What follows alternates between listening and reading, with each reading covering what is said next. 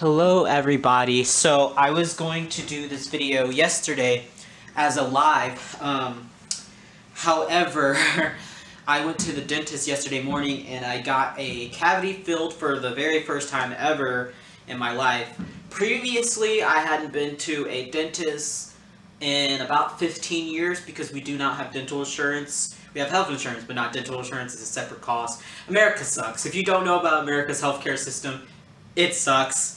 And going to the dentist without dental insurance is very expensive.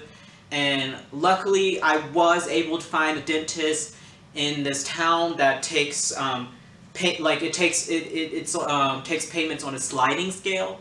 So because I'm a college student who only works a work-study job, I'm on the very low end of the scale. Because if you don't know anything about work-study jobs, you're only allowed to make a certain amount of money per year. That's all that's allotted to you by the federal government. So for me, that amount is I can only make $2,000 per school year. Yeah, ridiculous. That's for the entire school year. I'm limited to that amount. So yeah, it really sucks, but luckily, my appointment yesterday to get my cavity filled was only $80.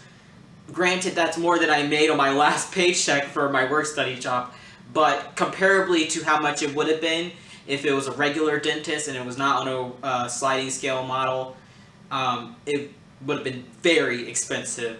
So I also have another appointment on Monday because if you haven't been to a dentist in 15 years, you gotta get some things fixed. I keep good care of my teeth, so luckily I'm just going in for a cleaning. And the cavity they had to fill was literally, they said, the size of a tip of a pen. So considering I hadn't been to the dentist in so long, I definitely fared out way better than someone who hadn't been taking care of their teeth all this time. So yeah, that little rant aside, that's why I didn't do this as a live last night, because my mouth was still sore from being propped open and drilled and all that jazz. Much better now, obviously, because I can talk and it doesn't hurt, since all they did was fill a little hole. But I just wanted to remind you guys, I am having an extremely hard time selling these two.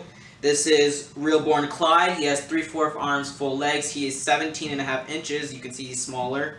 And this is limited edition, sold out Jasmine. And he is about 19 to 20 inches and is much bigger, as you can see, comparably. I'm taking payment plans on both of them. I've substantially lowered their prices. They're just not budging. I don't know what it is. I guess maybe it's the kits. I don't know. But it's very frustrating that I still have them, as they do take up space and I need to keep them rolling so I can make more dolls and get those sold. These dolls in particular I didn't make them completely, like I didn't do the main skin tones. These are collaboration dolls with another artist. So even when they do end up selling, I'm not getting the full amount for their sale, so that also very much sucks. But I am taking offers on them over $225 each. So I would take, for example, on him, I would easily take $225 shipped for this one. Same thing with her/him. Yeah, just let me know if you're interested. I really need them sold. I need them out of my way because obviously I have things to pay for. In addition to the dentist, I have to pay for name change process. That's a whole nother thing that I won't rant about right now. I'll rant about that in an upcoming live probably, because it's just ridiculous in North Carolina, the name change process. Anyway, them aside, all of that aside, that actually leads into the point that this video is about. It's about making profits in Reborning and making these dolls. Do you make a profit? Is it worth making this your full-time job? There are several factors that you want to think about when you're trying to make the decision to go into the Reborning business. The first thing you're going to have to realize is that you are going to lose a bunch of money when you start. And that's going to be inevitable, because even if you are very smart with shopping for supplies like I am, you're still going to have to establish your supplies before you even sell your first doll. So you're going to lose money up front right away as soon as you begin. You're going to be losing probably a good $200 to $300 just to start. It sounds bad, and it's not great. It's anything you start like this, you're going to lose money at the beginning. So where that $200, $300 goes to is you've got to buy paints, you've got to buy mediums, you got to buy thinner, you've got to buy the kits, you got to buy your oven if you're doing heat set, you got to buy an oven. You can get a cheaper oven, but that's not going to last you as long as you would like. So eventually, you're going to have to buy another oven, so you might as well just buy a good oven, like a New Wave oven, up front. I didn't do that at first. You can go check out my video where I was talking about how I bought my supplies, my cheap supplies first, because I just wanted to know if I was good at this. So that's why I bought the cheaper oven and all that, because I didn't want to get into something that I wasn't going to be good at all. So you can do that as well, but long term, if you know you're going to be good at this, or you're pretty sure you're going to be good at this because you're artistically talented in another way, then you definitely want to buy the more expensive oven. It's going to last you a lot longer in the long run and save you money in the long run. So yeah, there's a lot of little things, and then that doesn't even factor in the stuff that you're going to have to buy to weight them, the glass beads. All of those costs add up. However, if you use Genesis heat set paints, you're not going to have to buy paints as often, or almost never, really. I mean, the only paint that I run out of is burnt umber, which is the basis of most of my skin tones.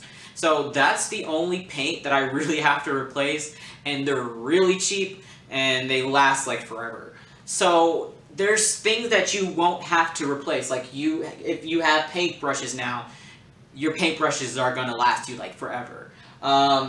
If you got paint thinner, it's gonna last you a while. Certain things you're not going to have to replace. So when you're thinking about reoccurring costs, the reoccurring costs is that you're gonna have to think about is you're gonna have to buy weighting materials every so often. So glass beads, polyfill, you're gonna have to buy that every probably 5 dolls. You're gonna have to buy that and replenish that. You're going to have to obviously buy kits every time you want to paint a new doll. So those are the main reoccurring costs, because everything else, when you have it, it lasts a while. If you're going to root hair, you're going to have to get hair every so often. But there's ways to make your hair last longer, cutting it in half, making sure you don't lose as much hair. So you root in smaller bundles so you don't lose a bunch of hair. There's certain things you can do like that will cut down on your costs, definitely. But yes, at the beginning of starting this, you're not going to make money. And another reason is why you're not going to make money in the beginning is because you have no experience. Like I said, you might be artistically talented in other ways, but that doesn't mean you've ever painted one of these dolls before, or that you have a customer base set up already. And that's where a big problem is, even with me, even with my YouTube channel. I'm still not an established artist. I'm a beginner artist, and therefore I don't have a huge market of people waiting for me to put out a doll for sale. Therefore, they sit around like these two. So that's another thing you want to be realistic about, that your dolls might sit, especially if you're not pricing them dirt cheap, like you make no profit at all. You're just trying to get a new kit so you can keep practicing. At this point, I do try to get a profit out of them, because obviously I needed to do certain things like pay for a name change or pay for the dentist that isn't covered by my insurance. So at a certain point, you're going to want to start making a profit, and you have to have a customer base to do that. If you're not one of these well-known artists, like if you're not a prototype artist, this is not going to be where you want to try to make money. This is not a good idea to go into this as a full-time job if you are not already some kind of established name in this community, because you're not going to make money. And if you do make money, it's not going to be consistent. So this would not be, if you were a full adult, like I'm still in college, obviously. I consider myself an adult because I am pretty damn independent as far as my money and my costs. That's all kind of coming from me, mostly. My mom just pays my health insurance. But if you are a full-ass adult, like fully independent, on your own, this is not what you want to go into, because just like any other demand-based business, you're going to be in a spot where you might not sell a doll, and then you're going to be out of rent money, you're going to be out of food money, and God forbid you have kids, they're going to be out of food, and they're going to be out of a place to stay. So I just want to get rid of some misconceptions that people think, yes, if you buy a kit cheap for $30, you're going to make a huge profit margin. But that is dependent on if that doll sells for the price that you want it to sell. Otherwise, you're just going to have a bunch of dolls sitting around that don't sell. And another thing is, you want quality. If you are just painting dolls to make a quick buck and you're putting out horrible quality dolls, people are going to start taking note of that, and then you're going to lose even more business than you might not even really had much business in the first place, but then you're definitely going to lose business if you send out horribly painted, crappy dolls. No one's going to really want to buy from you in those cases. So, yeah, there's a lot that goes into it. Let me make sure I still have time on this camera. Yes. So there's a lot that goes into the business aspect of this, which is why most people very much caution you into going into this as a business. Most people who paint reborns go into it as a supplemental income or as a hobby. They do it just because they love it. You know, it gives them an escape. And for me, it started off as that way, but as you can tell now, it is partially for supplemental income for me because of the predicament that I am as a student who's a work-study student. The predicament I am in is just the fact that work-study isn't enough, so I supplement that outside costs, you know, with selling the dolls. But I would never, ever make reborns the only income I have. Otherwise, I would have no savings, pretty much, and I would be screwed. I have savings set up, but that's because after this year, I need to get a car, and I need to move on and be a fully independent adult. So I have savings set up, which I'm probably going to have to dip into on Monday for my dentist appointment, because it's something that needs to be done. Long story short, what I'm saying is, don't go into rebornings thinking you're going to make a quick buck, because it takes a while to build up a clientele. It takes a while to build up your art skills. I'm still definitely nowhere near what I want to be as far as painting skills. I've improved vastly, and I've only been painting for about a year, but I still am not exactly where I would like to be. I want to get so much better at this craft, this art form. I want to get better at it. So it's not going to make you a quick buck. I know that's disappointing to a lot of people who come across this community and they see how much these dolls sell for, and they see how much, you know, the kits cost, and they think, yeah, I can do that, and I can make a quick buck. It's not a quick buck. And yeah, I'm sorry to be disappointing to those who are considering doing this. Definitely consider doing it. I absolutely love to paint and work on these dolls, but I do it, when I work on these dolls, it's more of for the enjoyment of the art form, and then later on I think about having to sell them and all that stuff. So you just want to be realistic about it, is all I'm saying. My channel isn't for all people because they don't like hearing the reality of situations, and this happens to be the reality of selling and becoming a person who does reborns. This is the reality. So I hope you guys found some of this helpful.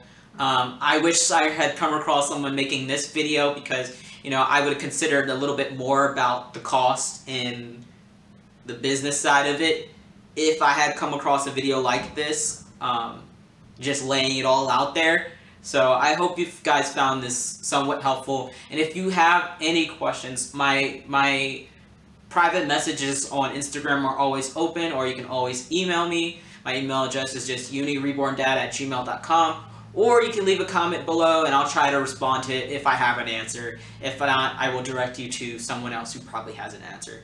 But yeah, with that being said, please let me know if you're interested in any of these two. They are available, and they just haven't had much interest, even with the extremely low prices that I have them at.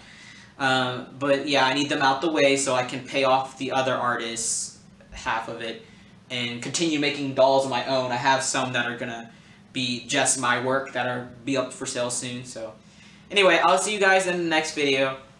Bye.